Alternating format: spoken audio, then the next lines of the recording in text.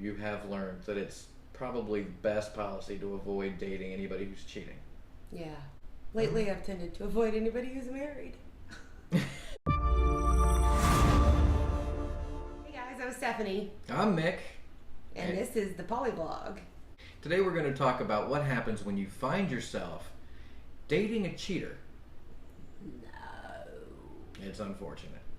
To be truthful, you're not always going to know when you start dating somebody whether or not they have any other relationships or whether they're being honest with any other relationships about you. It's something that is fairly common for people to find themselves in when they start dating, especially with the advent of internet dating. Yeah. It's totally possible to find someone who says that they're poly, will tell you about their spouse or their wife or their husband or their longtime boyfriend or girlfriend, and totally not have told them that they're stepping out behind their back. And sometimes people will continue to see people or not feel a need. But remember, aiding in the deception of someone else is as bad as being the deceiver yourself.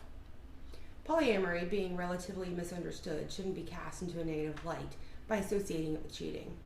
Now, considering that dating someone who's dating a cheater, to me that's probably a warning sign of a deal breaker. So if I were to ever meet someone who says, I'm dating a guy who's married but his wife doesn't know about me, that's not real poly. That's not honest and ethical non-monogamy. No, that's cheating. And I would shy away from that.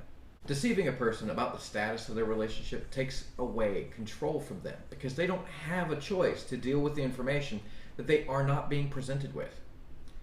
They don't get the option to choose to deal with polyamory as a healthy lifestyle in a way that suits them because you're denying them that information. To continue to show polyamory in the best light, I prefer to turn down anyone who is cheating or anyone who is dating a cheater. It's the best way to stay in the light of your own actions and make yourself proud to let that poly flag fly. Fly it. But I wanted to talk to you a little bit about this because I've never been in a situation where I have dated someone who's being dishonest.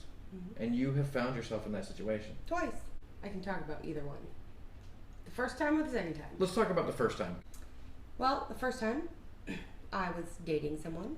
I was young. I found out about 6 months into our relationship that he not only was dating somebody else, but that he was engaged to her.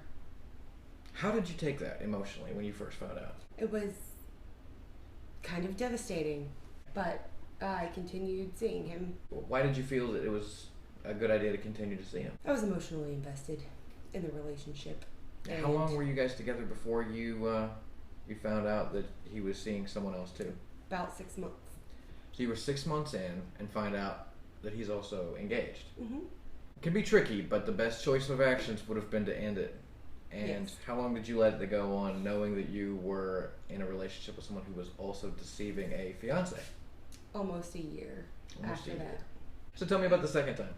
The second time I had only been seeing the guy for about a month, and he told me that he was separated from his wife, that they didn't live together. This was actually fairly recent. And then he friended me on social media. So I stalked his page a little bit and found out that he was still very married and his wife was very 9 months pregnant. So I immediately ended that relationship. You're going to find people who go into OkCupid or onto poly dating websites and tell you that they're in an open relationship in order to get you to agree to see them or date them. And then as they begin to divulge more and more information about themselves, you may realize that they also have spouses or significant others who don't know. In your case, your guy played his hand by letting you onto his Facebook page. Yeah. Big mistake. So the important part is that through the two occurrences that this happened to you, you have learned that it's probably the best policy to avoid dating anybody who's cheating. Yeah. Lately, I've tended to avoid anybody who's married. So the rule of thumb, don't date a cheater, and don't date anybody who's willing to date a cheater. Yeah. Thanks so much for watching. If this was your first time viewing the Polyvlog, please click the subscribe button and give this video a thumbs up. We post weekly in our continual effort to improve polyamory as a healthy lifestyle and promote loving, conscious choices. Please see the description box below for links to our website, our Twitter, and our Facebook pages. Then head over to Facebook and become a fan of us over there. Until next time, love abundantly.